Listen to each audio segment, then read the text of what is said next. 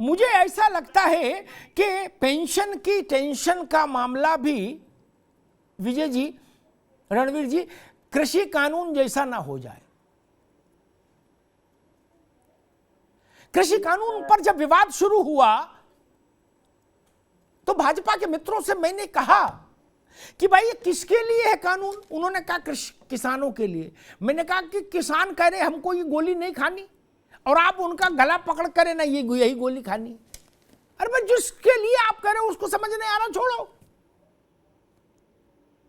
अगर आपको लगता भी है कि ये पेंशन कुछ दैवी गुणों से युक्त है, नई पेंशन, ठीक है, हम उस बहस में नहीं पढ़ रहे, शास्त्रार्थ का तो समय नहीं अब भारत में। आपको लग रहा है, लेकिन है किसके लिए? जो लोग तय कर रहे हैं ना, मुश्किल ये है उनके पास सुरक्षा कवच पूरा है।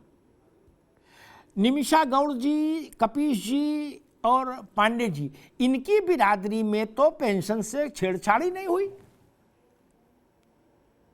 जहाज में चलना फ्री, ट्रेन में चलना फ्री, इलाज फ्री, च्यवनप्राश खाओ, यावत जीवन यावत जीवेत सुखम जीवेत, जब तक जियो सुख से जियो, मौज लो, भारत के लोकतंत्र के नाम पर। क्या?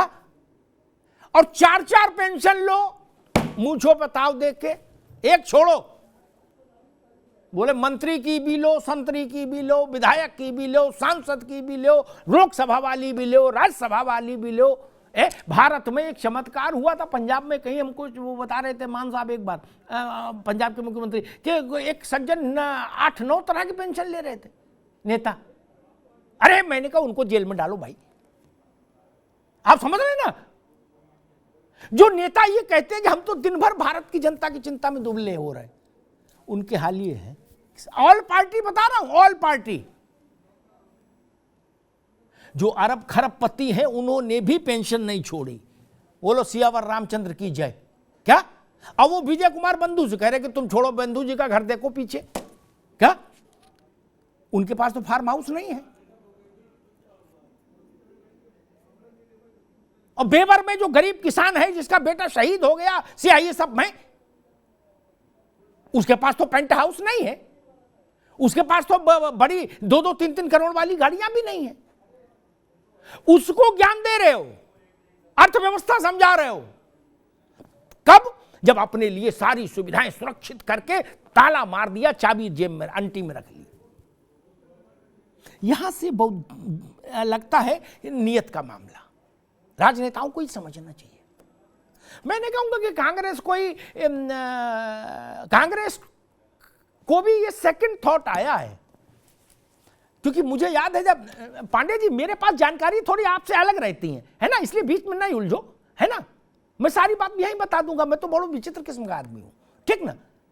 ये विजय बंधु को पता होगा, प्रियंका जी वहां उत्तर प्रदेश की इंचार्ज होके गई, उत्तर प्रदेश में चुनाव था, कर्मचारी संगठनों को बुलाया, उन्होंने कहा भाई आप ये घोषणा कर दो पुराना पेंशन की। उन्होंने कहा ये तो बहुत है, world bank, IMF, this that blah blah, ये कैसे कर दें, बड़ा बवाल हो जाएगा। क्या? तो नहीं हो जाएगा, छोड़ दो, फिर रहने दो।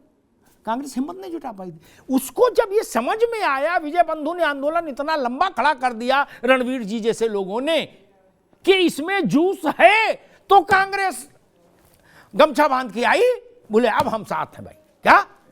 मैं ऐसा नहीं कहूंगा कि कांग्रेस कोई माघ मेला में प्रयाग में राउटी लगा रही थी, ना ना, हम जानते हैं, हमको मालूम है जन्नत की हकीकत क्या है। मैं नेता का नाम ले लूंगा और तारीख बता दूंगा प्रियंका गांधी और उनके बीच में कब बात हुई थी। इसलिए हमको ऐसे चैलेंज मत करिएगा हल्के में कभी भी ना।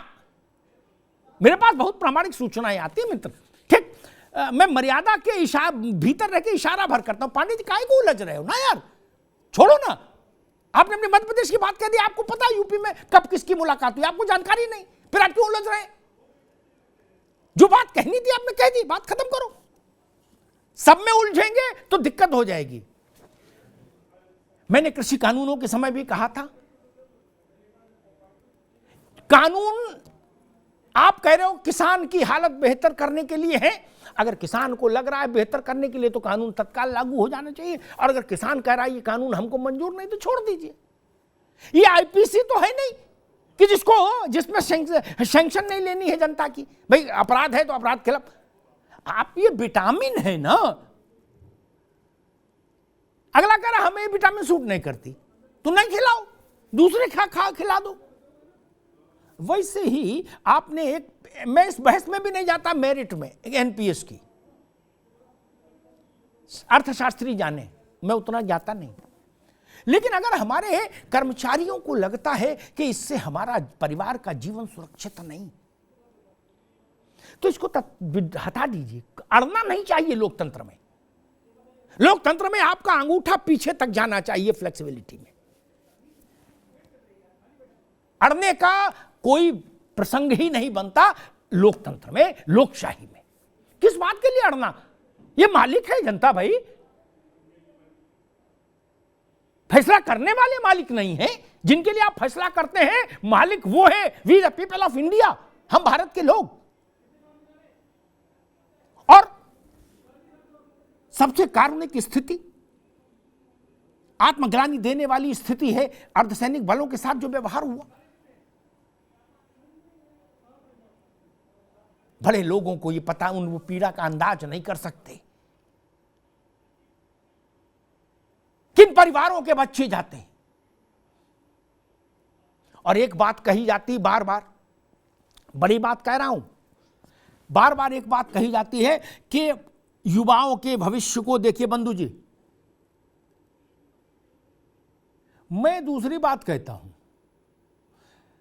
जिसका पिता शहीद हो गया उसके बच्चे का तो जीवन ही अंधकार में डूब जाएगा। जब पेंशन नहीं मिलेगी तो युवा की ओर कैसे देखेंगे? जो ये कहा जा रहा है ना कि जो बुड्ढे ठुड्डे हैं इनके चक्कर में मत पड़ो, ये तो निपट ही लिए। नहीं,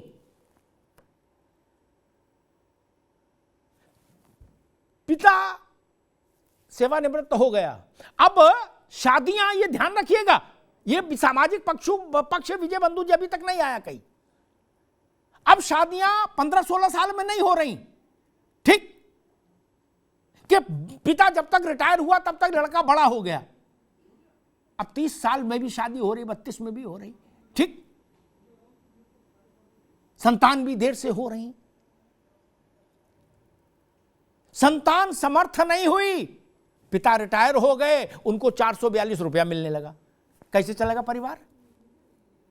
कैसे चलेगा? इसका भी तो उत्तर देना होगा। और पुत्र समर्थ भी हो गया पुत्री और पिता को नहीं रखा, तब क्या होगा? इसकी गारंटी कौन लेगा? या तो सारी राजनीतिक पार्टियां अपने शेल्टर होम बनवाएं ऐसे कि भाई जिनको घर से सहारा ना उनको पार्टियां सहारा देंगी। इसी बात करते हो। ये मानवीय पक्ष भी तो देखिए ना, वो कहां जाएंगे बुढ़ा बुढ़िया?